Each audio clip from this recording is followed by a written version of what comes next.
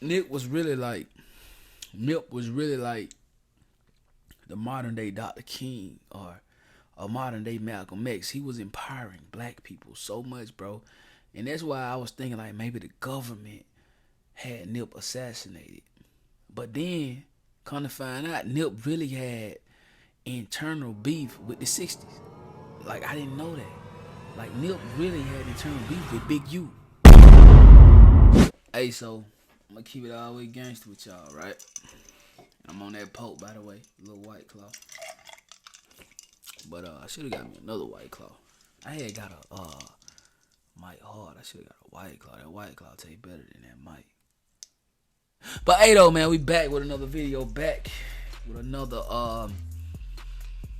Dose of Mystery documentary. And tonight, man, we gonna speak on my dog, man, Nipsey Hussle, man. Final hours of Nip, bro. Before we tap into it, I just want to say, long live Nip. Nip was a staple in so many communities, bro. Nip played a part in so many hustlers, like just wanting to just hustle hard as hell and do better and take care of their family, bro. It's a channel. I don't even know if Nip or his estate got anything to do with this channel, but it be like it's like a AI Nipsey Hussle talking, and I listen to it every morning, man, to get some game. But anyway, yeah. Shout out Dose, man. We're gonna tap into this whole last final hours of Nipsey Hussle, man. Let's get it. I need an ambulance. I need an ambulance. What? It's the Health Department of Business. Is this okay? I got it. Yes, I need that ambulance. We need ambulance. I have your phone number. I have your phone number. Yes, yes. What's the emergency? Yes. Oh, goodness. What's the emergency? Oh, my God. What is the emergency? Thousands of fans of Grammy-nominated rapper and community activist Nipsey Hussle are in a state of shock today. They are mourning. Minutes ago, Eric Holder was taken from the Lakewood Sheriff Station to down. Eric Holder, lame ass nigga, bug ass nigga. Nigga took Nip, lame ass. LA, 3 undercover cars with tinted windows and sirens blaring pulled out of the substation and sped off. It is now confirmed that the 29-year-old is in custody. March 31st, 2019, Nipsey Hussle went to The Marathon Continue store, located at a mall at the intersection of Slauson and Crenshaw. Early transcript reports state he was there just a little after 3 o'clock in the afternoon. But on the official day of his trial after his murder, the exact time was listed at 2:50 p.m. He got out of his black parked car, no security, a humble celebrity, greeting people in the parking lot, signing autographs, and taking pictures with fans. Nipsey Hussle was a well-known Rolling 60 Crip member, but respected even by those in rival gangs. He ended up staying in the parking lot talking to friends. The timer was set. Approximately a little over 30 minutes from that time, Nipsey Hussle would be dead. At the same time, a man known as Eric Holder was on a collision course with Nipsey Hussle that would result in the prolific rapper losing his life. He was a failed rapper known to the industry as Fly Mac, and to the failed nigga, failed rapper. You know what I'm saying? He went by Shitty Cuz. BG Knockout, a man the streets would classify as an OG, told the origins of the relationship between Eric Holder and Nipsey Hussle. He was actually on Nipsey's label.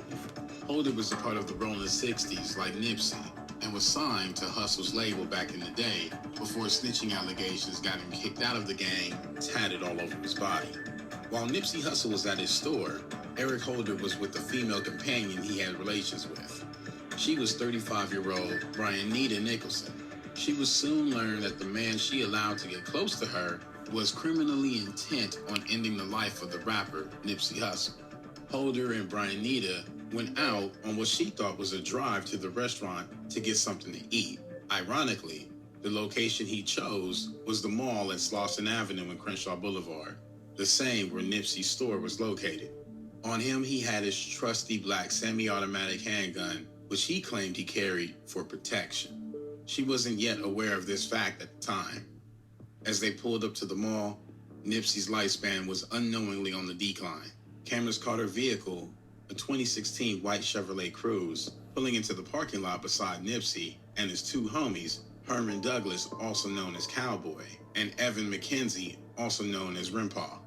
When the car pulled up and they hit that corner, and when Nip asked Rimpaw, is that shitty? Brianita made it known to Eric Holder that Nipsey Hussle was in the parking lot. "Hey, that's Nipsey Hussle," she said with excitement on her face. Later, she would testify on the stand with a more detailed description of her expressions. It could very well be she added more fuel to the fire because while with Holder, she mentioned to him, the man that had intimate relations with her, that Nipsey was fine. I ain't gonna cap. I think Eric Holder lame ass. He was sent there to do that to Nip. You know what I'm saying? But after his old lady was like, he fine. You smell me. I want to take a picture with him, cuz. Oh yeah, that added fuel to the fire for sure. To her, she was just being a fan of the rapper, not knowing that Holder had bad blood with Nipsey. Holder almost just ignored the mention of Nipsey, which should have been the first sign as to the horrific events that was in play. Holder went about his business as normal, or so it appeared. He got out of the car, no shirt on, and went into a food place called Master Burger. But once he placed the order for his food, his attention switched right to Nipsey. At this point, Nipsey was still in the parking lot talking to two of his friends when Holder approached. He started shaking everyone's hand, including Nipsey. The conversation lasted several minutes before Brianita failed to assess the situation, instead coming to Nipsey for a picture.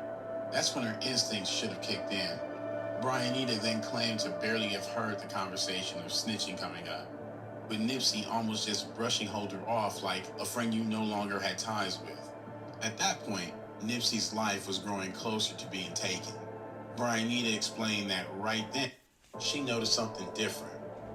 Nipsey's demeanor was cool, chill, but Holder, his emotions began to spike as he got a bit agitated.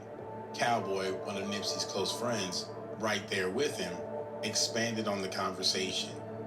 He stated that Nipsey was telling Holder there's word on the streets that paperwork on him is floating around. In the gang culture, snitching is not tolerated. You lose all credibility and worst case, you can lose your life. Maybe due to past affiliations, Nipsey tried to give him an out instead of dealing with him by the street code. According to Cowboy, Nipsey calmly said, "I haven't seen the paperwork. You need to take care of that." Another witness gave an even more heartbreaking account of his statement. It was as if Nipsey still had love for some. Man, you know, they got some paperwork on, I haven't read, like you my bro, Like maybe we need to take care of that, When he once called his brother and just wanted him to get himself straight with the rumors floating around. Later in an interview, Cowboy also recounted the sentiments of the witness. Nipsey held no malice in his heart. Nipsey Hussle was composed, not trying to give Holder any more time than he already had taken up. He turned from the conversation toward Brianita, who he saw as a fan, and asked if she wanted a picture. Of course, she agreed. That was the last picture Nipsey. That's crazy, bro. The woman who drove the getaway car for the lame ass nigga who killed my dog. Ever take. Moments later, Holder went back into Master Burger to collect his meal. He returned to the car and told Brianita to circle around back, brandishing his weapon. After questioning his motives, Holder laughed it off and directed her to pull up at a spot to the back where he could eat his meal. She complied, but soon after he put aside his meal and made his way out of the vehicle. Little did she know, Holder was on a mission to end Nipsey's life. He made his way through the mall, right to where Nipsey and others were talking, and opened fire with two guns, a .40 caliber semi-automatic handgun and a revolver. From those guns, he shot Nipsey approximately 10 times. A brazen and violent act. Surveillance cameras in surrounding businesses show Holder not shooting Nipsey on one occasion, not two occasions, but 3 times as he leaves and doubles back to finish the job and kicking Nipsey in the skull before running back through the alley. Holder is heard telling Nipsey, "You're through," before carrying out the act. Nipsey reportedly said the last words to Holder, "You got me." At approximately 3:20 p.m., Nipsey was on the ground fighting for his life with two others that were less injured in the attack. This shit crazy. Nipsey fought the whole way. He was breathing the whole time. He had a pulse, in and out of consciousness. But he fought hard. Paramedics arrived on the scene to a bleeding Nipsey on the floor, unconscious. Only a couple minutes left before Nipsey Hussle would be gone. Paramedics tried to resuscitate the wounded rapper, continuing their efforts as the ambulance stretchered him to the ER. Unfortunately, Nipsey would succumb to his injuries upon arrival at the hospital between 3:20 p.m. when he was shot and 4 p.m. Nipsey was hit in his head, chest, abdomen, and foot, with bullets said to have severed his spine and punctured his lungs. The world was in mourning, sharing their sadness in order to cope. While medics picked up the others that were shot, Holder was making his escape. Holder made his way through the alleyways where different surveillance cameras caught him carrying both murder weapons right back to the car where Brianita was parked. Frantic, she asked what was going on, not knowing Holder just targeted Nipsey Hussle. Holder, in rage, told her she'd receive lame ass nigga, boy. That night, Brianita allowed Holder to stay at the house of her and her mother before booking him a motel the following day. At this time, claiming to not connect Holder to Nipsey Hussle's incident. But word spread through the streets, and now not only his life was in danger, but everyone around him. His family was rumored to be targeted, and his brother crumbled under the... Hey, this same dude who went against O.J. Simpson, this black dude, I think he released himself from the case, though, straight up. Pressure, taking his own life. I think Big U might have hired him, though. Hey, nothing against Big U, but I think, like, come on. Eric Holder, lame ass, ain't had no money to hire this man. You know what I'm saying? I think Big U, Rolling Six, probably put a little money behind him. You know what I mean? But then, old boy probably was like, I can't represent him, gang. He too deep in. Most of them, I think his little brother killed himself. The LAPD was quick to put out information on Holder's arrest, and his luck would run out. On April 2nd, after the bulletin was posted, officers were tipped off about the possible whereabouts of Holder in the vicinity of Bellflower. He was tracked down and apprehended to face charges for the hit in 2 attempts, along with the count of possession of firearms by a felon, assault, and assault.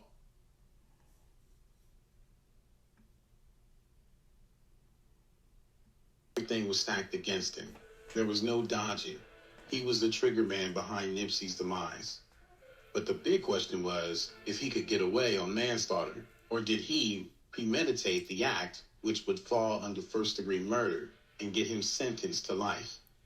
Holder's legal team tried to spin the situation as a crime of passion, which means he didn't intend to take Nipsey's life, but in the heat of the moment being called a snitch, he lost control and committed the act. Before he could find out his fate, prisoners made sure to get some type of revenge, brutally beating Holder unconscious in a holding cell, slicing him with a razor, leaving him with a swollen eye and staples.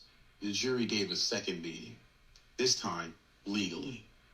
Convicted Holder of first-degree murder, Eric Holder has a long road ahead to face behind bars for his actions.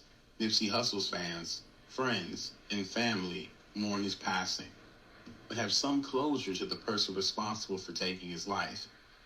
He might be gone, but his legacy lives on. Long live Nip the Great. You smell me? Man, ain't cap, man. Like, I don't know, bro. Me personally found out. At first, I was thinking like maybe the government took out Nip, cause y'all know Nip was preaching that talk, man. Nip, man, bro. And y'all may be like, hold on, Don. But I feel like when it comes to us, right, and what we believe in and how we think, right, Nip was really like the modern day Dr. King or a modern day Malcolm X. He was empowering black people so much, bro. And that's why I was thinking like maybe the government had Nip assassinated. But then, come to find out, Nip really had internal beef with the 60s. Like, I didn't know that. Like, Nip really had internal beef with Big U. So, I started thinking, like, Big U sent Shitty over there to do that to Nip, bro. Because if you listen to Cowboy, Nip never called Shitty a rat. Nip just was like, because that's the whole reason. Shit was like, I had to do what I had to do to him because he called me a rat. And y'all know in the streets, bro, calling somebody a rat with no paperwork, bro, that's like a sentence of death, straight up. So I was thinking like, maybe Shitty wanted Nip out the way because Nip called him a rat. But then Cowboy say, no, Nip never called him a rat. Nip just was like, it's some paperwork out there, bro, you need to handle that. You know what I'm saying? I don't know, man, it's just crazy. But anyway, long live Nipsey Hussle, man, Nip the Great. You know what I'm saying? Like, he has basically motivated millions and millions, probably billions of people to chase their dreams and go after what they want, bro. He was more than a Rolling 60s Crip, bro. He was like he was a pillar, bro. And not only his community, but to all communities worldwide, man. And when Nip died, bro, it's like a piece of every hustler, every entrepreneur, bro. Everybody who stood for something went with him. But the marathon continues for sure, bro. You know what I'm saying?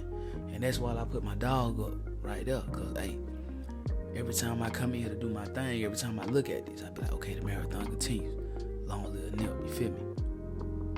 The hell with every holder, though. He can die today. It wouldn't even matter to nobody. Crazy, ain't it? I know. Anyway, though, Martin, how y'all feel about it, though, man? In the comment section down below. Don't forget to like that video. Don't forget to sub it up. After you sub it up, make sure you ring that bell. After y'all rank it up, though, make sure y'all hit August and y'all missing these bank for you, feel me? 2100 by the day. 3K we on the way. Roll to 10K, 100K play. Got that, no cap. Mob life, no life. Mob with no way.